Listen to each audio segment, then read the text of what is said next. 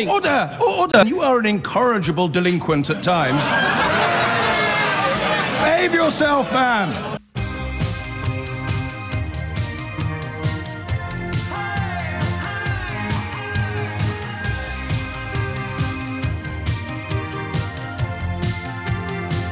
We'll start with a question, actually. We can all get in the mood for our Christmas quizzes. When was the last time a cabinet managed to lose 3 members in less than 2 months? Or rather, a prime minister managed to lose 3 cabinet ministers in less than 2 months, all in circumstances of varying disgrace. Michael Fallon, of course, went after a journalist revealed details of his inappropriate behaviour, in a sense that there was a lot more to come, did for his tenure as defence minister. And then, of course, you had Priti Patel, who sort of accidentally wandered into Benjamin Netanyahu's office while on holiday and forgot to tell the Prime Minister. And now we bid farewell to Damian Green, a de facto Deputy Prime Minister, who apparently has been forced or ordered to fall on his sword for lying. My lonely quest for observations about the British political landscape, upon which we can all agree, continues this morning apace. So I'll offer you this as a starter for 10.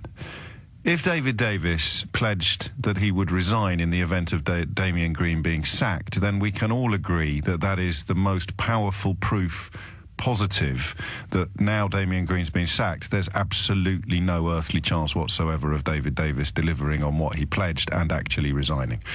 I think whether you are a dyed-in-the-wool Conservative or a absolutely persuaded fan of Jeremy Corbyn, we can all agree that if David Davis said he was going to do something, that's as close as we can get to definitive proof that he won't, that he'll do the opposite. David Davis lets it be known that he will resign if his friend Damian Green is sacked from the cabinet, leads everybody listening to this programme to the irrefutable conclusion that if Damian Green is ever sacked from the cabinet, David Davis will not resign. Damian Green has now been sacked from the cabinet, and that's 6 minutes after 10. David Davis has not resigned. Well, should we just sit here and wait? Is that all right? How long is it before the emergency tape comes on? How long do I have to stay silent for before Steve Allen starts singing Jingle Bells on the emergency tape that kicks in when we think that the studio has been hacked? 10 seconds? Oh, that's going to ruin my comedy. I was going to stay silent for about 15. Should we see if it worked? Will we get into trouble? Can we not do that? But we're doing serious political discussion with a side order of satire. Come on. Seriously, after 10 seconds, Steve Allen starts singing Jingle Bells live on... All right, well, I won't do that then. But I will keep a very close eye upon the wires and the news outlets this morning, and indeed on Simon Conway's bulletins, because who knows, by 10:30 today, David Davis may actually have kept a promise for the first time in recorded history and resigned in response to the fact that Damian Green has been sacked. It's not as if he's got form for saying one thing and then doing the exact other, is it? It's not as if we have, over the last few months, been tracking David Davis's curious relationship with both reality and the truth. No, it's not like that at all. Let's see what tape does kick in if I go silent and wait to see whether David Davis has actually resigned yet. I don't make guesses. Yeah? Those two things, I try to make decisions. You make those based on the data. That data is being gathered. We've got 50, nearly 60 sectoral analyses already done. Oh, 50 or 60 sectoral analyses already done, Dave, are you sure? There's no sort of systematic impact assessment. So the answer to the question is no. Yeah. So the government hasn't undertaken any impact assessments on the implications for leaving the EU for different sectors of the British economy. So there isn't one, for example, on the automotive sector. On the automotive sector? No, not I'm aware of, no. Is there one on aerospace? No, I'm aware of, no. One on financial services? Well, I think the answer's going to be no to all of them. No to all of them, right. Funny, yeah. Has he resigned yet? No. Well, I don't know what we're going to do. We're here till 1. Oh, all of them wait for David Davis to resign. Can we do something different today? Can we undertaken any on? Are you trying to explain if I had just come out of a coma for 2 years, or I'd returned from outer space, where obviously it's unlikely that I wouldn't have access to any news, given that I've got enough technology to get into outer space and back. But if I'd just woken up from a coma and I said, what's going on? How can we have a man in charge of our European Union negotiations who today has painted a massive target on his back saying, don't believe a word I say, I'm about as trustworthy as I don't know. I'd have to be careful of libel laws, really, if you're comparing you to David Davis. I'm about who's really untrustworthy. Who's like a poster boy for untrustworthiness? Should we do Boise out of Only Fools and Horses? Go for a fictional character? I'm about as trustworthy as Gollum out of The Hobbit. There you go. There's an agreeably literary reference for you. So David Davis today has painted a big target on his back as he goes into the most important negotiations this country has arguably ever faced, with a big target on his back saying, don't believe a word I say, I can't even be trusted to resign, and when I've promised to resign in the event of my friend getting sacked, he's just been sacked, I haven't resigned. But hey, I'm here to do some negotiations with you dudes. Monsieur Barnier, asseyez-vous. We are ready to start rocking and rolling on the old negotiations. Obviously, when I say something, you can completely trust me. There is absolutely nothing in my recent past that suggests that I can't be held accountable for a single word I've ever said. So, what's going on is perhaps a little facile. Can we just come up with something a little bit more sophisticated? Can you explain to me, and I am capable this hour of leaving all of my political knowledge and opinion at the door, and you can explain to me why Damian Green has been fired, but David Davis has not. OK? 0345 6060 973. And you can also add into that, why has he not resigned after letting it be known that he intended to? What is the nature? And there is an answer to this question that I've got forming loosely in the back of my mind. It's to do with who you're allowed to lie to, I think. So Damian Green lied to the Prime Minister, it would appear, when he told her that he knew nothing about pornography on his computer, when in fact he was aware of a police investigation that had thrown up this pornography back in 2008. So David Davis has lied to us, and to... I don't know that he's lied to Parliament, because you don't know what the truth is, whether the impact assessments existed and he lied when he said they didn't, or whether the impact assessments didn't exist and he lied when he said they did. So it's a little bit more complicated, perhaps. But it seems to me that you are allowed to lie to the public, possibly even to Parliament, because you have parliamentary privilege, which means you can't... no, because that's what did for Profumo, isn't it? Profumo went because he lied to Parliament. So you're not allowed to lie to Parliament, you're not allowed to lie to the Prime Minister, but you are allowed to lie to the rest of us. Unless, of course, it wasn't a lie, which was what I thought Ralph Little was very strong on. If you follow me on Twitter, you can see there's been a full fact-check done on Ralph Little's ongoing spat with the Health Secretary, Jeremy Hunt. But Ralph, because he's not a politician and is clearly a decent person, he allowed Jeremy Hunt the get-out clause that he hadn't deliberately lied about mental health funding and figures, and that he might just have made a genuine mistake, unwittingly or unknowingly added in by Ralph Little, because he is a generous gentleman. I'm going to be the same. I'm going to be like Ralph. I'm going to rise to his example today and suggest that maybe David Davis, no, he can't have unwittingly thought something existed that didn't exist, can he? And then, similarly, he can't have unwittingly thought something didn't exist that he had actually seen. So when he said they didn't exist, he was telling porkies if they do exist, and when he said they do exist, he was telling porkies if they don't exist. So why do you think he's still got a job and Damian Green has not? 0345 6060 973 is the number you need. There is a sort of academic answer to that question involving the ministerial code and sundry other conventions, which you are welcome to bring in, or you can step back, if you wish, this morning and just kind of look at it and make sense of it and explain to me, as I am roused from my 2-year-long coma, what is going on. 0345 6060 973 is the number that you need. Phone lines are wide open. If you hit the numbers now, you will get through. I don't know how busy this will get. Sometimes the vaguer my question, the less quickly you take up my invitation. It's odd that. I give you a really specific question. Sometimes you bombarded me with calls before I've got to the 10:15 break. But the broader the question, the more thinking you have to do. My God, he's right. Well, congratulations on coming out of your coma, James, but I'm not sure I've got a view yet on exactly what's going on politically. How has Boris Johnson still got a job? Boris Johnson is pretty much dishonesty made flesh. It's not an exaggeration or a matter of opinion to describe him as a man who has lied to all of his wives and lovers.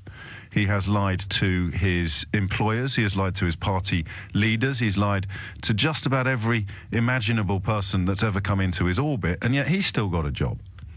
So what moral code is Boris Johnson being held to? Of course, him and the Defence Department continue to flog weapons to Saudi Arabia, which are being used to bomb Yemen, which will continue the refugee crisis for another generation and no doubt foment hatred of the West in the Middle East. There are baddies on the other side in Yemen as well, for the record. But it does seem to me to be an era in which Robin Cook's call for an ethical foreign policy appears to have gone down the Kazi. So why has Boris Johnson still got a job and Damian Green's been ordered to resign? 0345 6060 973. I would genuinely take any answer you've got on this. Boris Johnson and David Davis still got jobs. Damian Green hasn't. Why? Christopher is in Englefield Green. What a delightfully sounding part of the world. Christopher, what would you like to say? Hi, good morning to you. Hello. I must say, I am so disturbed by the quality of politicians we have. Yes. I'm an ardent Leaver, and I dislike your point of view, but there we go. You're powerfully entitled to be wrong, Christopher. It's a mark of a democracy. No. But my big concern, of course, is that when we do leave, if we do leave, then we really haven't got the calibre of civil servants and politicians. Oh, I'll stop you there. Civil servants are the only thing keeping us afloat at the moment. I don't know if you heard my interview with Lord Price yesterday, former trade minister. The one thing he said, even though he went into full politician's mode when I attempted to push him in a certain direction, the one thing he stressed was that we do have first-class civil servants. The fear is, Christopher, that they haven't got any experience of doing trade deals. But you knew that before you voted for leave. That's very true. That is very true. And as I say, that my big concern is that when we leave, we really haven't got the calibre. And I'm talking about the front bench and back bench politicians on both sides of the House, for that matter, really are not very good. Why do you think that is? What's changed in the course of your life? I'm nearly 70, so I've been around for a while. And but what has happened is, that there's a lack of education, there's a lack of experience, and of course, for the last 40 years, they've handed over the governing of this country in greater part to the EU. Well, now you're just being silly. So you're suggesting that we haven't had a decent calibre of politician for 40 years. That's odd, because I would have suggested that you quite liked Margaret Thatcher. I'm not suggesting that for one moment. So what's changed then? We have had... what has changed is that politics has become a game for people like... take David Cameron. I mean, for him it was a game. And for Tony Blair, it was a game. You know, they were taking the whole business... You can't, with respect, Christopher, you can't hold David Cameron and Tony Blair responsible for the paucity of talent in Theresa May's cabinet. I'm saying that the whole ethos of government has changed. It has become almost a part of showbiz. You really think so? Show business for ugly people is what they used to call it, isn't it? I don't think that's true either. Well, they did. I'm not saying... Well, you're being so flippant. It's a figure of speech, Christopher, that's well established. I think it was probably Truman Capote that said it the first time. If you've got a problem with the figure of speech, take it up with Truman, not with me. So here's the problem, though, and you won't like this as a unpersuadable Leave voter, is that the absolute denigration of British politics was when you allowed hecklers and liars onto the public stage, and unfortunately you've fallen for the heckles and the lies, which is why the whole country's ended up in the mess it's in. So inevitably you have to blame it on the people trying to, and I will give Theresa May credit for this, Theresa May is cleaning up all the vomit that Boris Johnson and Michael Gove have sicked up over the entire country. You're part of the vomit, sadly. Well, that's very kind of you. That's very kind. Merry Christmas. And to you. And it is a sort of attempt to work out what is going on politically from the perspective of somebody who perhaps hasn't been following events very closely for the last couple of years. Damian Green has had to resign for fibbing, and Boris Johnson and David Davis are still in the cabinet. Can you just explain that to me with reference to either the ministerial code, our unwritten constitution, Magna Carta, or, I don't know, the horoscope? 0345 6060 973. Damian Green seems to be essentially a well-liked man. I think his behaviour towards the journalist Kate Maltby, if it has been accurately reported, and for the record I believe that it has, seems to me to be goatish and wrong. The decision to fire him, though, seems to hinge, or does indeed hinge, upon his demonstrable deceit over the presence of pornography on his computer and what he knew about it. So there are lies that will do for you. Priti Patel was done for when she said she hadn't done various things on her holiday in Israel, and it subsequently transpired that she had. Actually, she was done for when it emerged that she'd done things that she shouldn't have done without telling the Prime Minister, which she'd done without telling the Prime Minister. Then there was a kind of attempt It's always the attempt to wriggle off the hook that does for you rather than the actual hook itself. Some politicians, of course, have taken that denial to almost sociopathic levels. They will literally in the same breath argue black is white and white is black. They get away with it. Look at Donald Trump in America.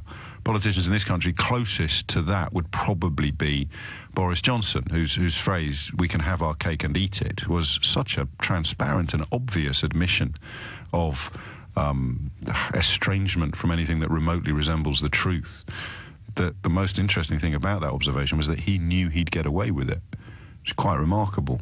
So what would you explain? How have we come to this? Deputy Prime Minister's had to resign for lying about some pornography that popped up on his computer 9 years ago. 03456060973. Secretary of State for quitting the European Union can talk about impact assessments having been done and then a month later deny that they ever existed, but stay in the job. Just explain it to me.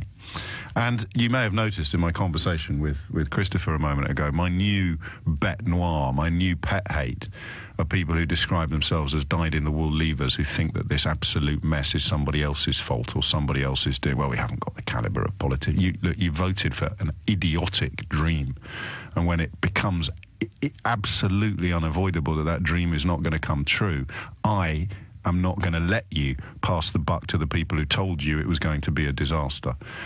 Whether it's Lily Allen or David Cameron. You can't. You just can't. Not on my watch. Claim that the thing you voted for has only gone wrong because of all the people who said it was bound to go wrong. The reason it's gone wrong is because it was always going to go wrong. George is in Bristol. George, what would you like to say? Hi, just it's sort of one point to pick up on what you were saying about the hook that people land themselves on when they're lying and the way they handle that. Now, some people will see what the story is as something to shy away from.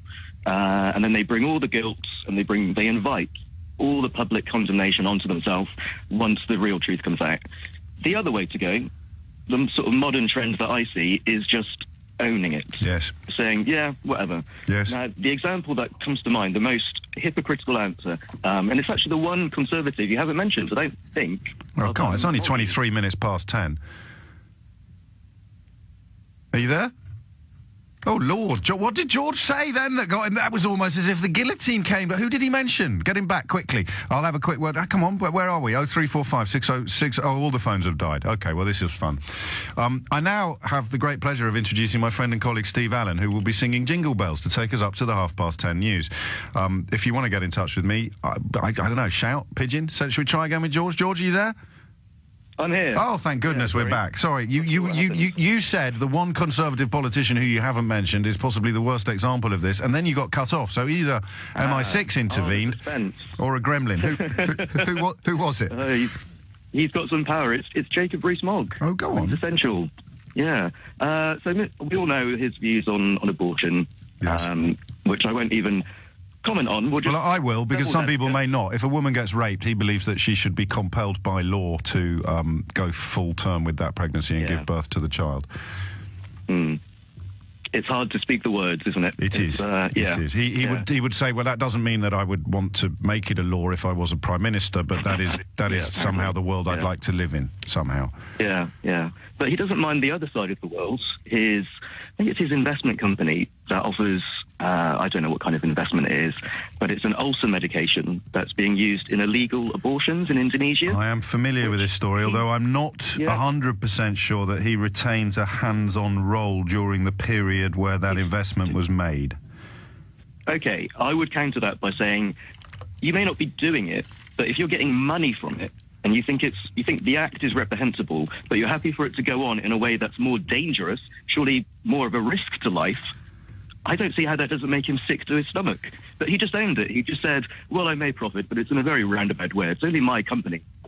Yes, and it sounds as if I fell for it, doesn't it, given the defence that I just offered up for him before you... I was kind of surprised. Well, no, I'm worried about libel laws as much as anything else, and I'm not as across the story as you appear to be, but my memory is the same, and you are touching on something which I'm sure the psychologists have got a name for.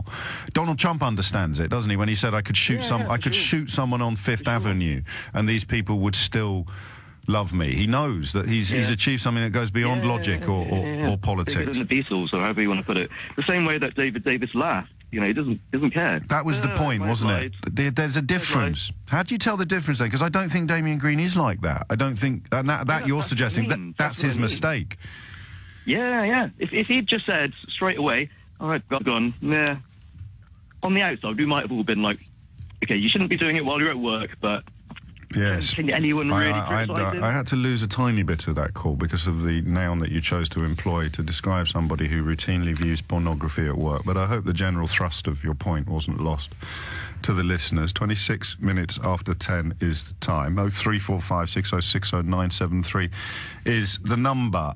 Louis, I'll be with you imminently, but I do have a bit of room on the switchboard, as I said I would, because the question is vague, which means you've got to get your thinking cap on. And you might not like the conclusion you arrive at, but why? Why has Damian Green been ordered to resign when David Davis and Boris Johnson have not? I suppose the obvious answer would be linked to Brexit, wouldn't it? And where they sit on the Brexit scale. Are Brexit supporting cabinet ministers more or less unsackable, unless they are as absurd as Priti Patel, and remain supporting cabinet ministers somehow altogether more vulnerable? Because that seems to me to be a denigration of democracy itself. Or maybe you've got a slightly more charitable reading of the situation. Louis is in Oakham. Louis, what would you like to say? Hi there. I think this is the first time I've been speaking to you. You're very welcome. Congratulations. This must be quite the moment for you. It is. I do have to say you're quite my role model. I do appreciate. You'll be fine then. Your points of view. I might not always agree with you, but I do always admire what you say. Thank you. You'll go far, Louis. Many thanks. What did you ring in to say today? Just in my opinion as to why Boris Johnson is still in power and Damian Green isn't. Yes. I think it's because Boris Johnson is far more dangerous out of government than he is in. Good Lord. Yeah, you're probably right, remarkably, because he's pretty blabbing. Ask Nazanin Zaghari Ratcliffe's family how dangerous he is in government, and you get a fairly frantic answer, wouldn't you? But I suspect in the big picture you're right. And it's the old adage, you keep your friends close but your enemies closer. I mean, Damian Green, I don't know him personally. I don't know what he's like, but quite frankly, he doesn't seem to me to be quite in the limelight as Boris Johnson is, and so... No, neither would he be the king across the water. I mean, the one thing Theresa May has successfully managed to do is contain the lunatic fringe of Brexit, which Johnson is so cynical and self-serving that even though he's clever enough to recognise the lunacy, he sees it as a surfboard which he could ride into number 10 Downing Street, and he wouldn't hesitate to use it. So she has managed to keep a lid on it. And then actually, oddly, I would refer back to the Nazanin Zaghari Ratcliffe case and say that if a foreign secretary can actually extend the prison sentence of a British citizen in a hostile state and not get sacked, then he is pretty much untouchable because of Brexit. I think you're probably right. Yeah, I would say not necessarily Brexit, but just because he's in the limelight a lot, he seems to be well liked. I think he likes to portray this image of being a bumbling buffoon, but he's not. He's very clever, but he's not quite that clever, but he is certainly the most interesting anecdote I've ever heard about Boris Johnson. I've heard it from so many different people. I'm prepared to share it. Is that just before he sort of steps onto the stage or walks into a room, he deliberately ruffles up his hair. I thought you might like that, although you're going to have to go a long way before you get the Lord Mark Price Award for laughing at one of my jokes. I don't know if you were listening yesterday. Have we got that? It was remarkable. It was like Father Christmas had suddenly arrived in the studio. 10:30 is the time. We continue our examination of the current political landscape and wonder why Boris Johnson, and for my money more pertinently at the moment, David Davis, remain in their cabinet positions while Damian Green has had to resign. Because dishonesty is cited as the cause of Damian Green's... he was sacked. He was ordered to resign. It's not even semantics to suggest that he resigned. It's like being asked to leave and expelled from school.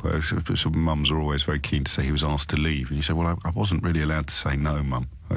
He was like, you weren't expelled, you were asked to leave, son. That's what my mum says. Thank you for all your kind words yesterday. She's absolutely fine, very well looked after in hospital.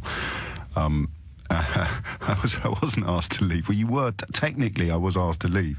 But I'm 99.9% recurring. convinced that the option to say, no, it's all, if it's all very well with you, I'll stick around, was not on the table. 10:35 is the time. He was sacked. And I want to know why you think he had to go, but David Davis and Boris Johnson remain. 0345 6060 973 is the number that you need. I've got phone lines, and I will have phone lines until 11 o'clock because I'm asking you to do the heavy lifting today. I haven't got a Scooby-Doo anymore. I shall return from my Christmas break refreshed and revivified and revitalised and ready once again for the fray. But days like today, when he's just clinging on to his job, saying one thing and doing the other, sitting alongside colleagues in Cabinet who, for my money, have behaved in a much more egregious way. Did you hear Michael Gove's joke yesterday? Michael Gove joking that we should be more patriotic about British cheese. Where does satire go now? If politicians are taking the mickey out of their own absurdity, Michael Gove essentially taking the mickey out of his own position, the position of people like Andrea Leadsom, who tell journalists that they should be more patriotic and stop reporting the truth, instead report a sort of rose-tinted version, a false reality that better reflects upon them. And Michael Gove's doing the jokes of satirists now, telling people, oh, you should be more patriotic about British cheese. Because if Barnier's right and we crash out in March 2019 without any trade agreements in place, we're not going to be able to afford any cheese from anywhere else. The pound continues on its current trajectory. We're not going to be able to afford British cheese either. You see the number of cars that were sold in Britain? Of course you didn't. The number of cars sold in Britain that were manufactured in Britain this year. If I've read it correctly, and I'm not going to tell you what I think I've read until I've double-checked I have read it correctly, all of these alarm bells are ringing, and we've sacked Damian Green from the Cabinet. What's going on? Pete's in Salford. Pete, what would you like to say? I just think they're all at it, James, and I think that's the reason why Gove and Johnson and anybody else you care to mention is fine, because what are Labour going to do? Hold them under a microscope? They're in exactly the same position. And what, an actual dishonesty? Yeah. Who? Before the election, yeah. The NME, we will deal with historic student debt. Yeah. What, have they done that? And then he goes on the... Mate, he's leader of the opposition, Pete. What could mean that? What could he have done? Well, he could have put forward a plan for dealing with student debt. Okay, something specific. He's leader of the opposition. What could he have done in terms of passing laws? Labour manifesto commitment before the election. We're going to scrap first-time buyers stamp duty. What did they do? As a party of opposition, they voted against the finance bill clause, which... You're sounding a little bit desperate, Pete. You've got a fella on, Andrew Marr, saying we've got 58 impact assessments, and then saying to a select committee a month later we haven't got any, and you're citing a paragraph from a New Musical Express interview with a politician who didn't get elected. Or Labour telling people before the election that we're going to scrap first-time buyers stamp duty, and then voting against the measure when it came through on the finance bill. I'm not familiar with that, but you honestly think that's morally comparable? I think that if Labour are in a position where... you can't put me in the incredible position of having to defend Jeremy Corbyn, but you must realise how ridiculous you sound. No, I think it's no? I think politically... So telling an individual politician telling a barefaced lie is, in your mind, exactly the same as parliamentary shenanigans? But Labour are constantly lying. Frank Fields on Twitter the other day saying a poor woman's universal credit has gone wrong and she's going to be penniless over Christmas. David Gauke comes back on Twitter and says actually she had 600 quid emergency payment put in her account at the start of the week. And Frank Field knew that, did he? Well, he didn't check, did he? But you're accusing him of knowing that. Has he apologised since? No, you're accusing him of knowing that when he said it. Well, I haven't seen an apology from Frank Field saying... Oh, No, I haven't seen an apology from you, because you're saying that he knew when he said it that it wasn't true. But what I'm saying is that... I know what you're saying. I'm just clarifying that you know what you're saying, Pete. You are saying that Frank Field deliberately lied in public. Or did he not care? No, I'm asking you what you said. Are you saying that he deliberately lied? I'm saying that people are using... Listen, yes or no, Pete? Well, I don't know if he deliberately... Oh, because you just said that he did. You said it was exactly the same as David Davis deliberately lying, because the impact assessments cannot have existed and not existed simultaneously. So on one of those occasions, he was demonstrably deceiving his audience. I think I'll allow you now to apologise to Frank Field and say you have absolutely no evidence whatsoever to suggest that he knew he was lying in the way that David Davis must have done. Well, he's been told that he was wrong, and I haven't seen him come out and say... I'm going to give you one more chance to prove to me that you can demonstrate he was knowingly misleading the public. I haven't got a clue. Right, so don't accuse him of lying unless you can. Let's try again.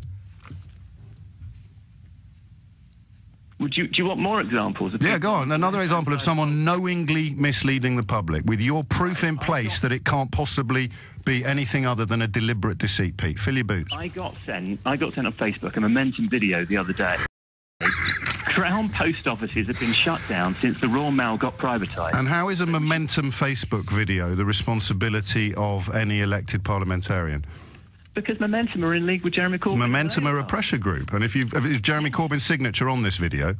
But you know the problem. Why do you answer every question with a question? Is Jeremy Corbyn's signature on this video? Did Jeremy Corbyn send it to you? Just let me explain. The problem with the video is Crown post offices are not controlled by a privatised Royal Mail. Which doesn't change the relevance of my question, Pete, which, Pete, I hope you're getting paid by Central Office for this. I will ask you again, did Jeremy Corbyn send you that video? Did the Labour Party endorse it in any observable way? So Momentum and the Labour Party aren't in league together? I've no idea how close Momentum are. They seem to be very keen to get rid of a lot of sitting parliamentarians from the Labour Party. But, Pete, this isn't... You get your pressure groups, put out all the lies, and then you can distance yourself from them. But we're talking about cabinet ministers, and you're talking about activists who are keen to see many Labour MPs deselected. So I'll ask you again, did the Labour Party endorse the video that you got on Facebook, and did Frank Field knowingly mislead the public? Because otherwise, I mean, you're not just on thin ice, you're under it. Right, I don't know what was in Frank Field's head. So we'll leave him out of it then. There is a link between Momentum... And now we've got a Momentum video on Pete's Facebook feed, which is morally comparable to a cabinet minister lying to the British public. Because it's a deliberate untruth. Momentum know... Do you take Momentum seriously? Well, they clearly take... No. Do you take Momentum seriously? You consider them to be a political force as powerful as a cabinet minister? I think they won a hell of a lot of votes for Labour at the election. Yeah, I'll ask you again. Are they as important in the current British political landscape as a sitting cabinet minister? And is a Facebook post in your feed somehow as relevant to the political discourse as the public comments of a cabinet minister, Pete? I'm with her. Seriously, mate. I think she's nailed it. Peter's in Dudley. What would you like to say? Hi, James. Yeah, so I was listening to what you said, and I don't think it's been said already, but what I'd like to add to the conversation is I think the reason why David Davis and Boris Johnson are as untouchable as they are compared to Damian Green... Hang on a minute. The story's moved on a bit since then. You've got to remember Pete's Facebook feed as well. That is very relevant to that might have changed your view on why those two are still in it, because Pete got something on Facebook about post offices from Momentum, and that means that we shouldn't be holding David Davis and Boris Johnson to account for lying to the British public. Should I call back and do my fact check? If you could just somehow have a quick look at his Facebook and establish whether or not it changes the nature of truth and untruth, then no, it's all right. I'll let you carry on, because you were already on hold when he dropped that enormous bombshell into our conversation. So you carry on as if he hadn't. Okay, all right. I'll just erase the next the previous 10 minutes. That's it. What I can see from Theresa May's point of view is you've got David Davis and Boris Johnson on one side and Damian Green, and the biggest distinction between the two of them is obviously Damian Green's a Remainer, like you mentioned before, and David Davis and Boris Johnson are ardent Brexiteers. I think the reason that they're untouchable is because of the support they've got in the media as well. Boris Johnson was almost coronated as the Prime Minister after David Cameron before Michael Gove stabbed him in the back. That's yet another thing that you'd struggle to explain to the coma patient, wouldn't you? You'd say, well, Boris Johnson was about to become Prime Minister with Michael Gove at his side, and then at the very last minute, Michael Gove decided to stab Boris Johnson in the back, announce his unsuitability for the Premiership, and announce his own candidacy, which deflated faster than a burst balloon. You just go, what? But and then what? Who? Why? We've just lost the ability to be befuddled or discombobulated, I think. Unless, of course, they done a classics degree, in which case, you know, this very much sounds like something out of ancient Rome, really, with Scipio. Yeah, exactly. Carthage. Well, go on quickly. I mean, is it just Brexit? So Boris Johnson can do pretty much whatever he wants. David Davis David Davis rather beautifully can pledge to resign if Damian Green gets sacked, and then not resign when Damian Green gets sacked, and just sort of chuckle off over into the sunset. Well, yeah, I mean, it's Theresa's position, isn't it, or Mrs May's position, that what can she possibly do? If she gets rid of David Davis and Boris Johnson, the media would turn on her. they'd probably... What do you mean, when you say media, what do you mean? Because, I mean, you know... Yeah, okay, I'd clarify. Like the Daily Express, the Daily Mail...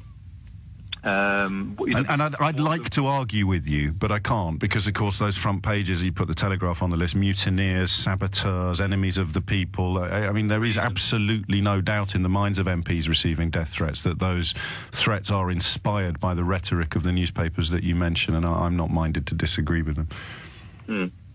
And you know, I think that's the reality that she'd face at the moment, because if she doesn't have the support of the media, who's left on her side? I mean, she's already, like you said, with Damian Green as an ally, he's chucked her away. What do you do?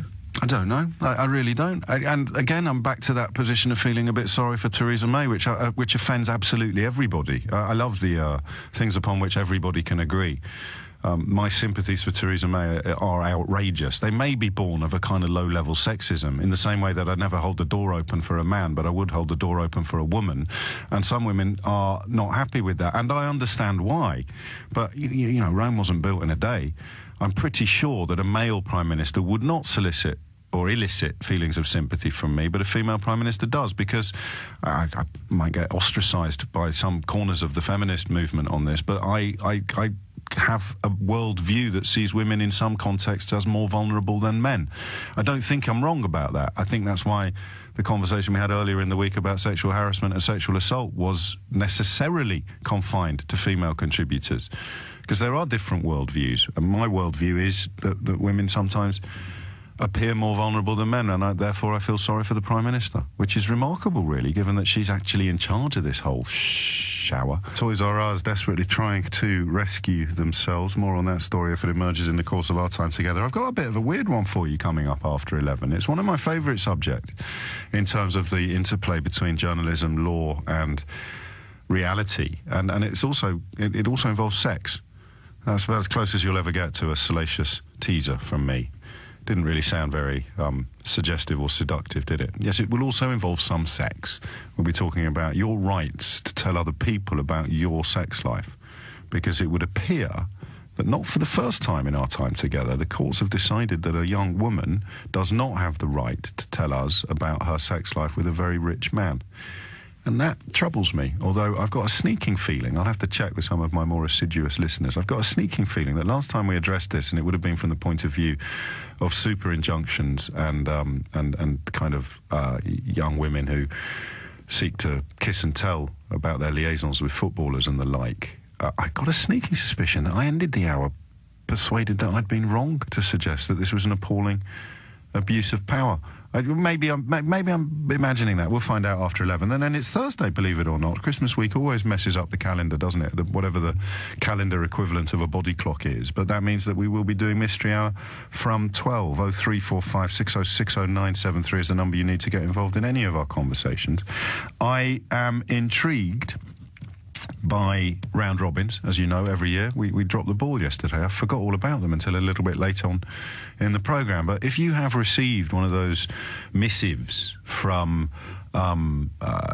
somebody that you went on holiday with 18 years ago, or you bumped into in Santa Ponza in 1978, and they've been sending you a Christmas card ever since, containing that, you know, that printed letter about all of their details, Uncle Bob's bunions, this year's courgette crop, whatever it may be, little Johnny's amazing performance in Bagger Gymnastics Award 4, and little Dorothy's managed to get her cycling proficiency. The instructor said she had better balance on her bicycle than anybody he'd seen in all his years. You know exactly the kind of thing I'm talking about. If you've received one, ideally from people or person not unknown, but barely known, then I will free. In fact, I can today, because there are phone lines free on the board, which they weren't for the first 2 hours of yesterday's programme. So if you've got one, ring now. You will get through, and you can read out the choicest morsels to us a little later in the programme.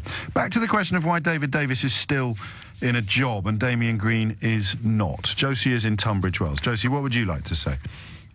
Hiya. I was just having a thought, and I was thinking maybe, is it something to do with the sexual assault aspect of Green? So I feel like Theresa May knows that more is going to come out regarding sexual assault within Westminster, and she knows because of the Harvey Weinstein cases and the whole backlash in Hollywood, but also everything coming out in Westminster, that she needs to have taken sort of a hardline approach, and they can't have someone in the cabinet, and this is a great opportunity to sort of get rid of him. And yet the reason that's given is that he lied about the pornography. Obviously, pornography plays into a sexual assault story better than other forms of dishonesty and deceit do, but that is not the reason that he was given when ordered to fall on his sword. It just seems to have a different flavour to it than lying about impact assessments, for example. Yeah.